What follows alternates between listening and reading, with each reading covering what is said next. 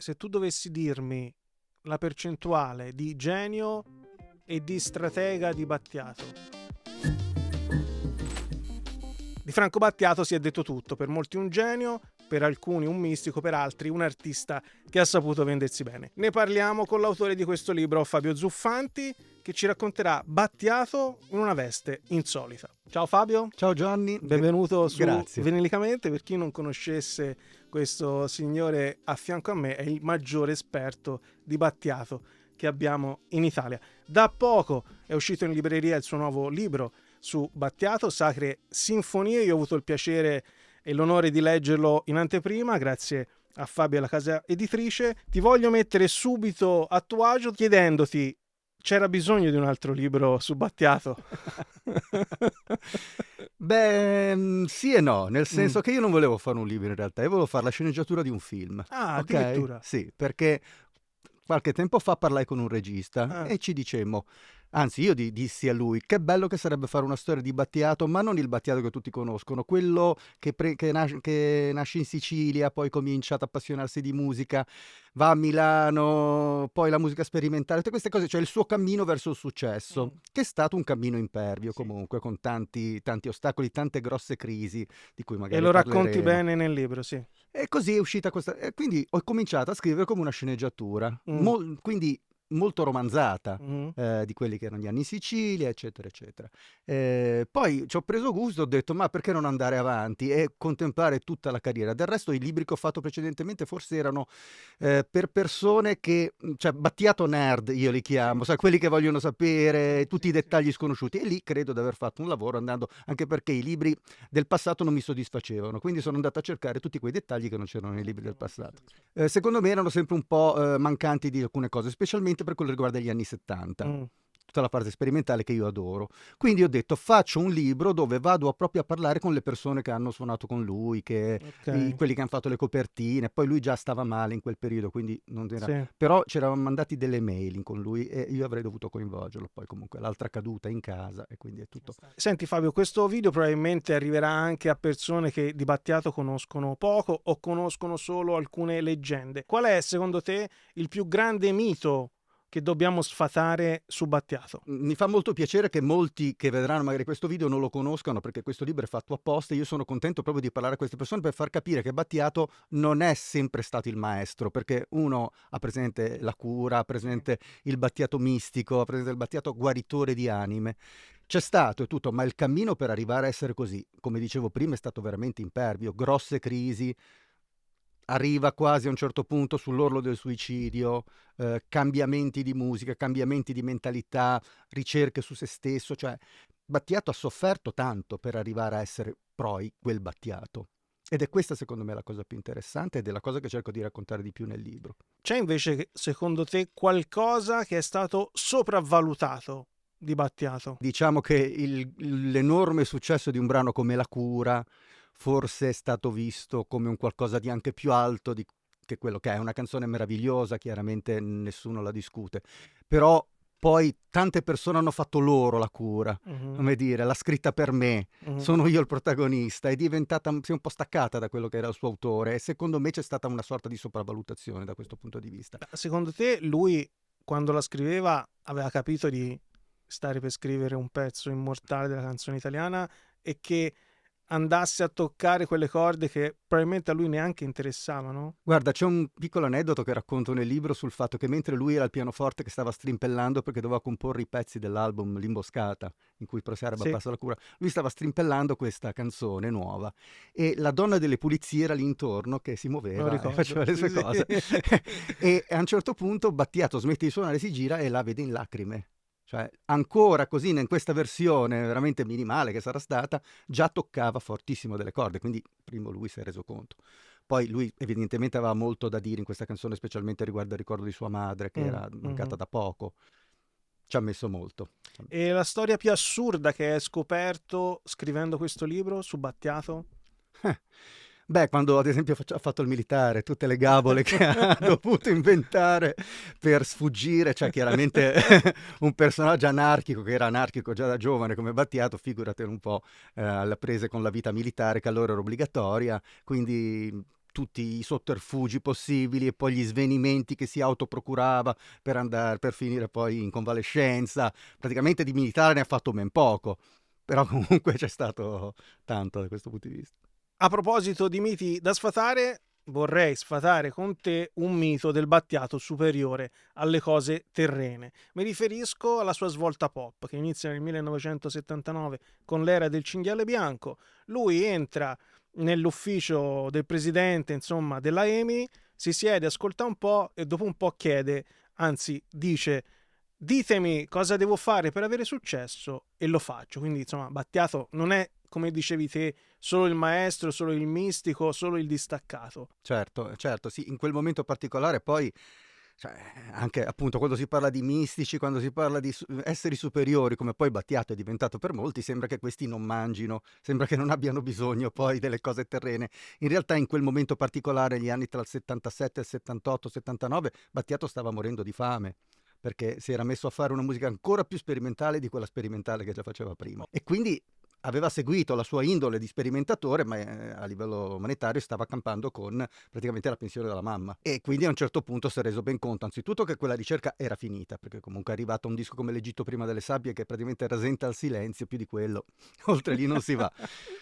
Continuava a tenere un piede nella canzone, collaborava con Giorgio Gaber, faceva dei 45, tipo quello di Astra, sì, dove metteva dove un c'è piedino nel pop, il figlio di Giusto Pio, e a un certo punto si lancia e vuole tornare alla canzone, che quella con cui aveva iniziato negli anni 60, però non rinunciando a quelle che erano le sue passioni per l'esoterismo, i viaggi, la filosofia di Gurdjieff, tutte queste cose, e riesce in questa straordinaria sintesi che poi è l'era del cinghiale bianco. Però, ripeto, tutto nasce da un'esigenza molto terrena, molto stringente, molto. il mangiare Sì, purtroppo e sì. il pagare le bollette. Esatto. E artisticamente parlando, dal punto di vista della composizione, dal punto di vista anche della scrittura dei testi, si arriva poi a una canzone pop perfetta nella voce del padrone del 1981, il grande capolavoro riconosciuto dalla massa di Franco Battiato, dove c'è praticamente in veste italiana quello che avevano fatto Beach Boys e Beatles, la creazione della canzone pop perfetta. Le vendite vanno bene, sicuramente meglio del Cinghiale Bianco, sicuramente meglio di Patriots, però il disco non esplode. E poi che succede? Questa è una cosa che ancora si chiedono, forse se la chiedeva Battiato stesso anche, e i musicisti che avevo intervistato anche per questo libro, tipo Filippo Destriari, il suo tastierista, non si capacita di come da un giorno all'altro passano da teatrini di 1000-2000 persone a San Giovanni Valdarno, trovare una coda immensa di macchine, di persone e loro dicono: ma cos'è sta coda? Cosa sta succedendo? Chiedono, stiamo andando al concerto di Battiato.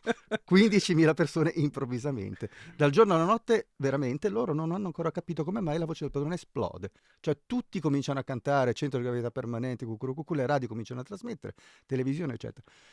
Io non è che ho una spiegazione, però all'epoca avevo 13 anni e comunque questo personaggio Battiato si capiva che era diverso da tutti, aveva qualche cosa, era destinato comunque, cioè qualcosa era lì per esplodere. E una ipotesi che ti sei fatto te in tutti questi anni di studio, di approfondimento su Battiato, anche magari così, che può sembrare inverosimile? È chiaro che quelle canzoni erano destinate al successo. A me piuttosto sembra strano che per 6 mesi il disco non si sia mosso più di tanto. Cioè, nel senso, ha venduto più di quelli precedenti, però era chiaro che quelle canzoni dovevano sfondare in maniera... La stessa etichetta si Ci aspettava... come se si aspettava, anzi, il Battiato era lì sul punto di essere sbattuto fuori dalla EMI se non avesse fatto numeri, perché un 50.000 copie di Patriots era poco all'epoca, Sì, all'epoca era sì, proprio niente, all'epoca sì. quindi da Battiato doveva svoltare. Già 100.000 andavano bene, ma nessuno si aspettava poi quello che è successo. No, secondo me c'è stato un sentore nell'aria, c'è stato un qualche cosa. Nell'82, perché poi le sono state nell'82, si veniva da anni difficili, c'era nell'aria tanta tensione, gli anni di piombo. C'era bisogno di leggerezza, C'è stato di una canzone pop che ci facesse cantare. Sì, però anche qualcosa in più, perché ce n'erano canzoni pop, cioè voglio dire, c'era Viola Valentina, c'era tutte quelle Comprami? cose. Comprami, quelle spettacolo. cose. Oppure ha vinto giusto Riccardo Fogli nell'82, cioè c'era aria di disimpegno, però evidentemente mancava una canzone che fosse orecchiabile da tutti, ma che dicesse anche qualche cosa di misterioso. tipo centro Esatto, centro di gravità per me, che tutti, io ben preso, che ero un ragazzino, ma che cavolo sta dicendo? E poi lui, da persona cattiva, tra virgolette, quando facevano le interviste dicevano che una sua amica voleva farla permanente. Me la ricordo quell'intervista, c'è anche su YouTube. Senti, riporto dal tuo libro un passo che mi ha particolarmente incuriosito. Mm-hmm. Lucio Battisti, dopo aver ascoltato il disco, sentenziò perentorio: non funzionerà. Riferito ovviamente alla voce del padrone. Come mai secondo te uno come Battisti ha preso una cantonata del genere? Un Battisti che poi di lì a poco avrebbe attraversato la sua fase sperimentale. Non lo so, evidentemente Battisti in quel momento, secondo me, da essere umano, come tutti, anche se è stato un dio da un certo punto di vista, un po' di invidia la provava, perché lui ha sempre, cioè, nei suoi anni d'oro, lui si riteneva il re della canzone, sapeva, cioè lui era molto sicuro di se stesso e sapeva che nessuno avrebbe potuto reggere il confronto. A un certo punto ha l'occasione di sentire, probabilmente in anteprima, queste canzoni. Lui, che in quel momento stava cercando di smarcarsi anche da Mogol, da tutte quelle cose, sente questa cosa e secondo me ha detto la prima cattiveria che gli è venuta. Ha rosicato un po'. Sì, ha rosicato un po'. Parecchio. Perché quando ascolti, sì. dai, una canzone pop perfetta anche quella. Cioè, ha detto, a sto punto non sono più io. Cioè... Tutti pensano che il primo grande successo di Battiato sia la voce del padrone. In realtà Battiato è entrato nel cuore del popolo italiano proprio passando dal vituperato Sanremo, che mai si sarebbe detto da uno proprio come Battiato. Raccontaci un po' la storia del successo di Battiato. E lì, anche lì è una cosa assurda. Cioè, io me la ricordo quella finale di Sanremo, ero in montagna con i miei a 13 anni, come dicevo prima, e vince questa canzone con questa ragazza oggettivamente affascinante, ma diversissima da tutto quello che si vedeva, con questa canzone che anche lì dici, ma che sta cantando per Elisa, ma cos'è? Eppure vince il Festival di Sanremo, quindi secondo me c'è stata una congiuntura astrale in quel momento per cui Battiato e tutti i suoi dovevano in qualche modo arrivare dove sono arrivati. Prima di questo però Battiato ha avuto successo altre 2 volte, negli anni 60 con il brano È l'amore, che non mi risulta sia entrato in classifica, ma fece registrare l'ottima cifra di 100.000 copie. Andò a 7 voci e lì era un Battiato completamente diverso. E poi c'è stato Pollution nel 73, che disco di musica d'avanguardia, sperimentale, progressive, psichedelico, con tante cose dentro, che anche grazie al fatto che Battiato stava conducendo un tour per i teatri d'Italia, distruggendoli, mettendoli a fuoco. Ecco, questa è anche un'altra cosa che mi piace tantissimo. Cioè, pensare al Battiato della Cura, il maestro, che invece 10 anni prima, 20 anni prima, quant'era, distruggeva, entrava in scena con una croce, la bruciava, vestito da Alice Cooper, cioè teatri messi a ferro e fuoco, violenza sonora pazzesca, inaudita, e l'album che arriva fino all'8° posto in classifica. Però il grande pubblico, quello proprio di massa, si accorge di Battiato con la vincita di Alice, perché è una canzone composta dalla stessa Alice, Carla Bissi, con Franco Battiato e Giusto Pio. Quelli sono gli anni migliori della collaborazione di Battiato con altri artisti italiani, Giuni Russo, poi ci sarà anche, com'è che si chiamava, quella dell'83? Ah, Sibilla. Tanti artisti che risentono del tocco magico dell'accoppiata Battiato e Giusto Pio. A proposito di Per Elisa, negli ultimi anni sul web si aggira un po' questa leggenda che non fosse una canzone dedicata ad una donna indomita e indomabile, ma ad una sostanza stupefacente. No, questo lo devo smentire perché è stato smentito dalla stessa Alice che ho intervistato per Rolling Stone e mi ha detto tassativamente che no, non è così. Ma come mai? Ma sai, il problema è sempre quello che quando le canzoni sono, come dire, le ascolti e già hai capito tutto, va bene e non ti fai tante pippe mentali, diciamo. Quando invece la canzone è ambigua, come quella, perché è una canzone ambigua, cioè le canzoni d'amore sono di un certo modo, lì cioè è una canzone vista dal punto di vista di una persona che osserva teoricamente il proprio uomo che impazzisce per quest'altra donna e fa le cose più assurde pur di ingraziarsela. Non ci arrivi subito, bisogna un po' macchinosa, quindi comunque si presta anche a questo tipo di interpretazione. Sì, è una, diciamo che è una dipendenza, è una canzone che parla di dipendenza, quindi va bene. In quel caso una donna poteva essere anche una sostanza. Okay. Però ci sta che vengano fuori questo tipo di interpretazioni. Leggendo il libro con attenzione viene fuori un Battiato che sembra mai contento di quello che ha ottenuto, ottiene qualcosa e subito pensa a fare qualcos'altro. Quindi ti chiedo, è stato un genio in continua evoluzione o un artista in continua fuga da se stesso? Bella domanda questa. Allora, a me questa è forse la cosa che piace, che più mi tocca e in qualche modo, forte anche mi ci riconosco, perché quello che faccio io, ho fatto io, ho questo tipo di mentalità, nel senso non accontentarsi mai, ma andare sempre oltre. Nel suo caso è stato veramente un qualcosa di eclatante, perché appunto arrivi a un successo come quello della Voce del Padrone che tu stesso hai cercato, perché a un certo punto Battiato svolta nel pop per i bisogni di cui si diceva prima, ma poi ci prende gusto e inizia una gara con se stesso per dire voglio arrivare proprio al top, e ci arriva. Nessuno in Italia aveva mai venduto le cifre che aveva venduto. Però già un anno dopo, con l'Arca di Noè, è già da un'altra parte, e smonta tutto, e poi ha continuato a fare così, ha continuato a smontare, lo faceva prima e l'ho fatto anche dopo. E questa è una cosa che denota un grandissimo coraggio da parte mia, dal mio punto di vista, e una voglia sempre di non accontentarsi. Sicuramente ci sarà stata anche una parte di sé che in qualche modo tutto quello che aveva fatto era comunque ok, l'ho fatto, è venuto bene, adesso passiamo oltre. Ho dimostrato di saperla fare bene questa cosa, ho dimostrato di essere il campione del pop, adesso voglio fare qualcos'altro. E secondo me la cosa che più lui amava è proprio portare il suo pubblico a confrontarsi con l'ignoto, perché questa voglia di divulgare ce l'ha sempre avuta. Quindi lui dice, avete amato le canzoni della Voce del Padrone, adesso vi faccio sentire qualcosa di un pochino più costruito, qualcosa di un pochino più raffinato. Vediamo un pochino che cosa succede. E ha continuato così, per studio suo e anche per c'è qualche sfida che secondo te non è riuscito a concludere come ha fatto nella musica pop?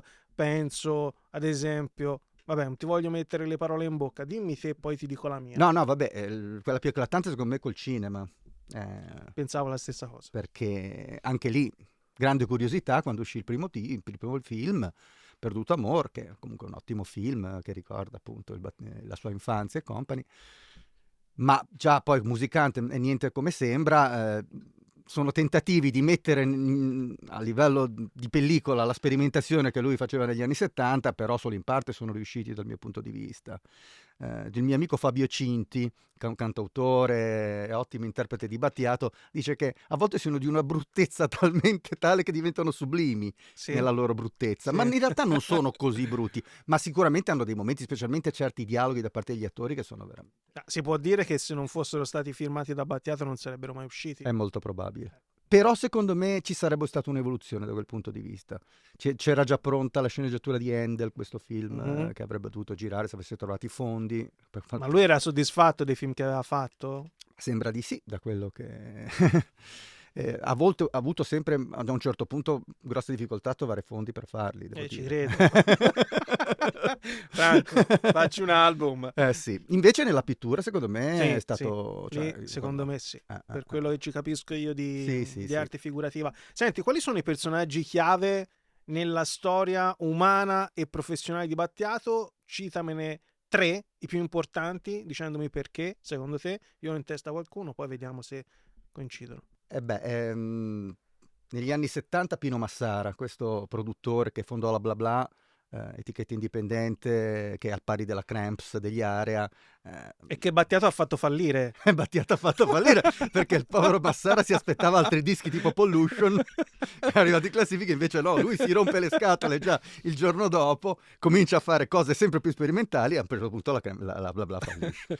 Però ci ha creduto molto Massara in Battiato, in un momento in cui lui voleva smarcarsi dalle canzonette e voleva fare musica d'avanguardia. Massara arriva, fonda la Bla Bla e gli fa fare tutte le cose che vuole. Quindi, poi vabbè, giusto Pio, perché quando c'è la svolta pop, Battiato ha questa idea di canzone ma non sa bene nemmeno lui dove vuole andare a parare. Infatti i provini dell'era del cinghiale bianco, da quello che si è sentito, poi non l'ho sentiti tutti, erano molto acerbi rispetto a quello che poi è stato il disco. Era una sorta di mix tra la musica minimalista, cioè erano ancora abbastanza sperimentali. Secondo me invece Pio ha fatto in modo che tutto si alleggerisse, entrassero delle diciamo, a livello di musica classica, entrassero anche delle influenze di musica classica, profuse anche con certe sonorità, new wave, vabbè, ci sono stati tanti in quel momento, in tanti personaggi che hanno fatto sì che la musica di Battiato... Un'altra persona importante secondo te? È Sgalambro, chiaramente. Nell'ultima fase. L'ultima fase, sì, anche se devo dire la verità, io quella fase lì mi piace come tutte le altre, però i testi di Sgalambro in certi casi li trovo un po' troppo,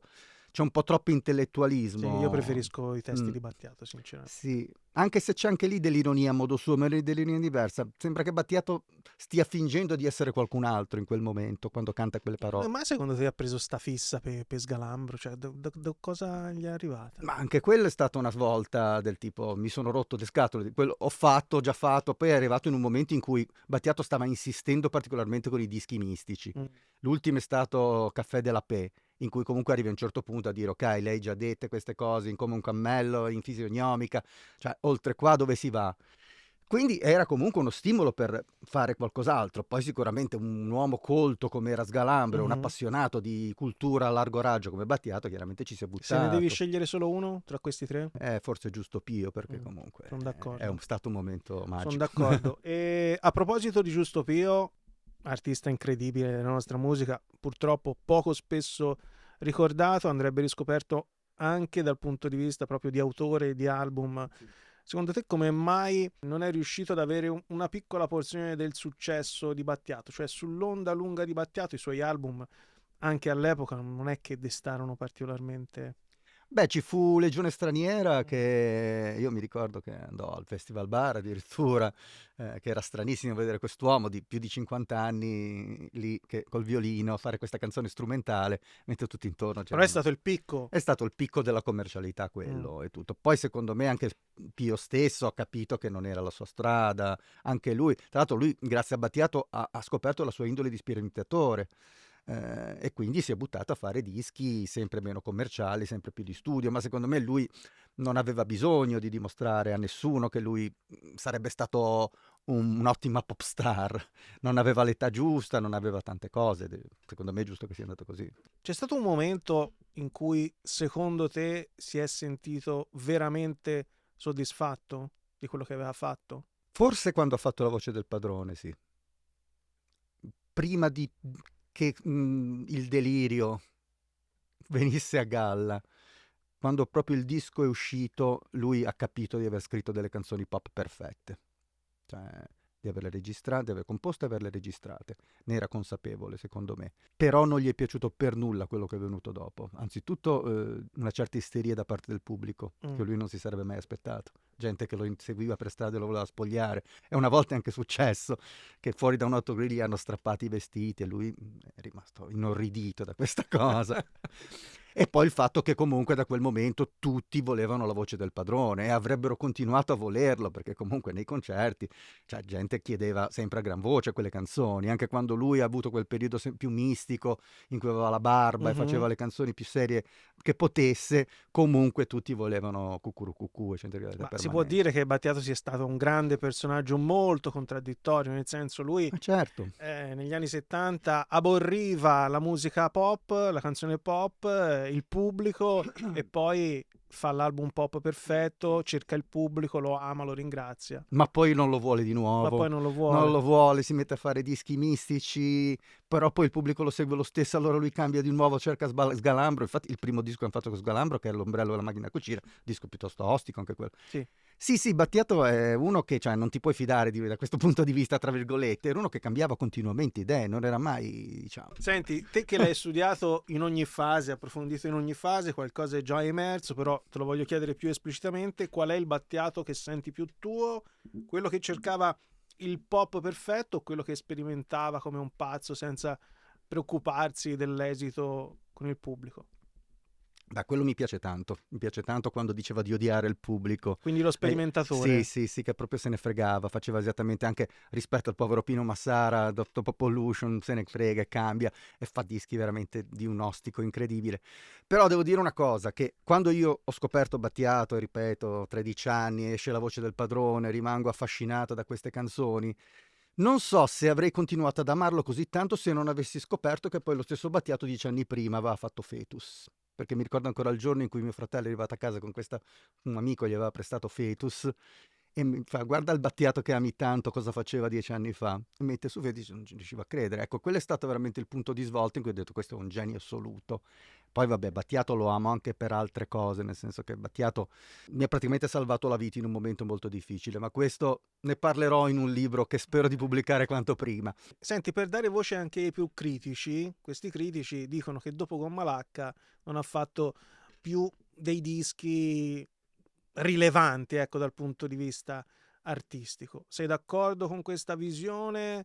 Possiamo essere un pochino più democristiani? Cosa ne pensi? Beh, all'epoca l'ho pensato, Mm. devo dire, dopo con cosa è uscito, vabbè, specialmente quando è uscito Ferro Battuto, ho detto ma, cioè, nel senso, basta. Le canzoni non mi dicono niente, mi sembra che si stia soltanto continuando a ripetere. Poi per non parlare di quando poi c'è stato Inner Esaughe che ha fatto questo Sì. disco con dei rifacimenti. In realtà poi c'erano 10 stratagemmi, c'è stato il vuoto. In generale adesso le guardo un po' in più benevolenza, specialmente Apriti Sesamo, che secondo me è un grande disco, dove proprio si traspare il fatto che lui stia salutando, già nel 2012 stia salutando il mondo, quando ancora teoricamente non aveva nulla, non aveva nessuna malattia, ma ogni canzone è un saluto al mondo e al fatto che lui sarebbe andato. Ma quando devi scegliere un disco di Battiato cosa metti su? Fetus, Padrone, Apriti Sesamo? I miei tre preferiti sono Corde di Aries, Voce del Padrone e Fisionomica. Questi sono i tre Bella scelta. che se devo mettere su qualcosa dipende dal momento. Ultimamente ascolto spesso Patriots, che è stato anche il mio primo vinile nella mia storia. 10.800 lire alla Standard. Troppi ricordi, come si dice oggi. Battiato è vabbè, quello è legato ai miei ricordi in ogni cosa, assolutamente. Della tua vita. Sì, non posso prescindere da questo. Dopo il 2000 Battiato è rimasto rilevante, però non ha avuto più il fuoco innovativo di una volta. È stato un maestro che si è goduto la venerazione del pubblico o un artista che avrebbe voluto dire ancora qualcosa di forte, ma non ci è riuscito fino in fondo. Cioè aveva esaurito, insomma, il carburante. Secondo me ci provava a dire sempre qualcosa di forte e a volte ci è anche riuscito. Ci sono appunto, come ho detto prima, dei momenti egregi anche nello stesso Ferro Battuto, l'ultimo brano, su 10 stratagemmi, sul vuoto. Però evidentemente lui stesso si rendeva conto di aver esaurito quel tipo di spinta creativa. Però dall'altro punto di vista ci sono lavori come Campi Magnetici, c'è il Giopatti Experimental Group, c'è l'opera Telesio, altre cose in cui lui tornava con la massima libertà a sperimentare, e allora lì sì che secondo me lui ha saputo dire qualche cosa di più, perché ha fuso la sperimentazione degli anni 70 con moderne tecnologie, anche con certi ritmi che possono ricordare la techno. Da quel punto di vista secondo me è andato avanti, e il fatto che il suo ultimo album in studio sia stato a Giopatti Experimental Group mi dà da pensare che se non fosse successo quello che è successo lui sarebbe tornato proprio a fare quelle cose. Sì, diciamo che la tendenza sembrava essere quella, però diciamo che al grande pubblico non arrivava più come una volta, e comunque io quando leggevo le recensioni dei dischi in uscita c'era questa sorta di reverenza, no? Nei confronti del maestro. Sì, non si poteva dire che avesse fatto un disco noioso. È vero. In Italia siamo un po' fatti così.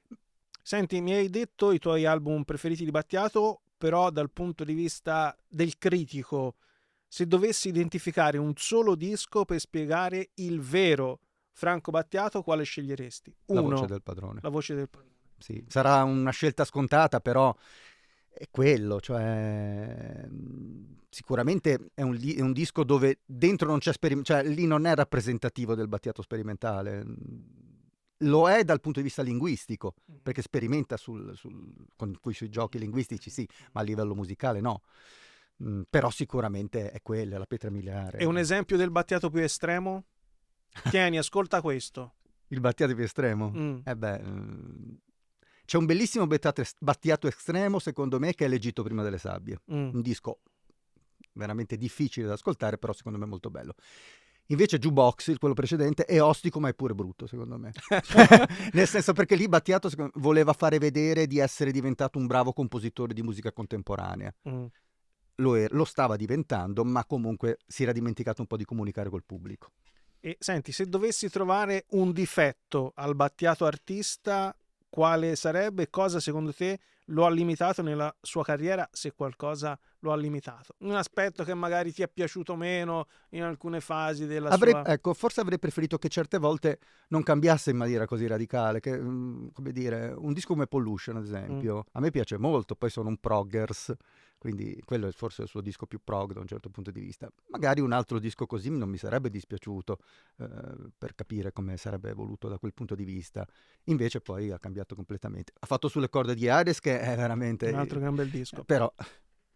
anche troppo a volte, nel senso, magari calmati ogni tanto e sviluppa un po'. Senti Fabio, nel libro il tema della malattia è trattato con molta delicatezza, è anche poco approfondito dal mio punto di vista. Ti sei mai chiesto se Battiato avrebbe voluto essere raccontato in modo più diretto rispetto a quello che hai fatto te nel libro? Allora, Cioè, ti è venuto il dubbio? No, ti devo svelare una cosa da questo punto di vista. Allora, nella versione originale del libro, io ci ho iniziato a lavorare 3 anni fa, la versione originale del libro comprendeva una parte finale molto più articolata riguardante la sua malattia, Possiamo dire di che malattia stiamo parlando? Di un tumore del sangue, in fondo, che poi ha toccato, cioè nel senso non c'era poi solo una cosa, perché c'è stato l'Alzheimer, c'è stato questo tumore. Battiato da un certo punto di vista ha cominciato a star male da tanti punti, e lì è un altro dei tanti misteri che lo circondano, perché improvvisamente c'è stata la caduta a Bari nel 2015, da lì al concerto. un concerto. Poi però la situazione crolla con la seconda caduta in casa. Sì. Cioè, non si può dire Battiato è morto di questa cosa. Battiato a un certo punto ha cominciato, è come se delle forze del male lo avessero in qualche modo cercato di distruggere. O del bene, no? O forse del bene, sì, non possiamo saperlo. Però era molto più articolato ed era basato sui racconti di persone che gli erano stati vicini, amici, persone che avevano visto tante cose in quel momento. Però la cosa non è stata molto gradita da parte della famiglia. E quindi ho preferito, diciamo, rispettare il loro volere. Certo, però ecco, mi rincuora il fatto che comunque te in prima battuta avessi approfondito un pochino di più un tema che è sempre rimasto un pochino così tra le nuvole, e invece Battiato è stato anche molto concreto, molto diretto. Sì, ma la famiglia, da quando ha cominciato a stare male, ha voluto che questa cappa di riservatezza ci fosse e non se ne andasse mai via. E non credo, a meno che non decidano loro a un certo punto, ma non credo proprio, di raccontare le cose nei dettagli, non credo proprio. Se tu dovessi dirmi la percentuale di genio e di stratega di Battiato? Entrambe. 50-50, perché Battiato è stato un grande genio, ma è stato anche sempre uno che ha saputo muoversi, ha saputo bene muoversi e fare le mosse giuste, anche quando appunto ha cambiato da una cosa all'altra. Cioè è stata, secondo me, sono state delle sue strategie che non credo che si mettesse a tavolino a pensarci la notte, gli venivano proprio dal cuore ed erano le strategie giuste, e voglio dire, e sono le strategie che dovrebbe fare qualsiasi musicista, secondo me. Nel senso, dare la sua arte al pubblico, ma mettersi sempre in gioco. Quindi il grande successo della Voce del Padrone non è la botta di puntini. No. È qualcosa è stato di pensato, è stato ragionato tantissimo. Quando lui nel 79 è andato negli uffici di Bruno Tibaldi a dire ditemi come si fa a fare successo, quella era una cosa che lui voleva veramente tanto, voleva arrivarci, un po' per sfida come se stesso, come si diceva, un po' per tante altre ragioni. Però ogni sua mossa è stata calcolata. E senti, ti faccio l'ultima domanda. Se potessi te, Fabio Zuffanti, fare una domanda oggi a Franco Battiato, sapendo che risponderà sinceramente, cosa gli chiederesti? Ma sarebbero cose riguardanti gli anni 70, gli direi che cosa provava mentre componeva certi pezzi che secondo me non sono di questa terra. Perché quando lui ha fatto tipo Sequenze e frequenze da Sugar the Aries, secondo me sono musiche ultraterrene, ha toccato delle cose, cioè io ci sento un mistero fortissimo dentro queste cose, che non sono ancora riuscito a capire che cosa sia, forse è giusto così, ma io gli vorrei chiedere cosa provavi, cosa vedevi, cosa sentivi mentre componevi questa cosa, cioè cosa c'era nella tua testa? Questo. Forse cose anche un po' esoteriche, un po' misteriose, però comunque... Fabio, io ti ringrazio davvero per questa chiacchierata. Grazie a te, Gianni. Piacevolissima. Sacre Sinfonie nelle librerie e in tutti gli store online. Naturalmente qui dentro c'è molto altro rispetto alla chiacchierata piacevolissima che ho fatto con l'autore Fabio Zuffanti, e vi verrà sicuramente la voglia di andare a ascoltare o riascoltare quell'album di Battiato, e il resto aggiungetecelo voi. A presto e buoni ascolti. La canzone che stiamo per ascoltare, che cos'è? Si chiama Centro di gravità permanente. E che cosa consiste? Una mia amica cercava un centro dove farsi la permanente e da lì dedussi questa canzone. E lei si chiama di nome Gravità, questa amica.